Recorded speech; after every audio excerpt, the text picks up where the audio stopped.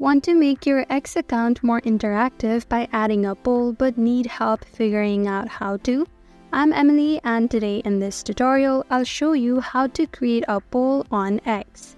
Polls not only help to increase engagement but also help to understand what your audience likes or their views on the related topic. Let's get started.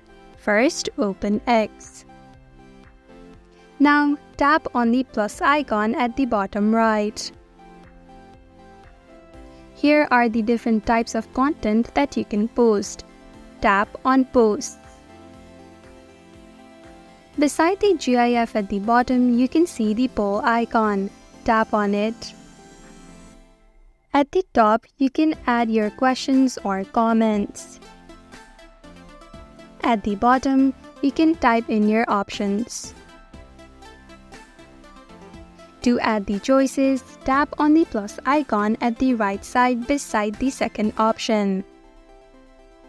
You can also select the length of the post. After you're satisfied, tap on Set. Then tap on Post at the top right after you're satisfied. And that is how to create a poll on X.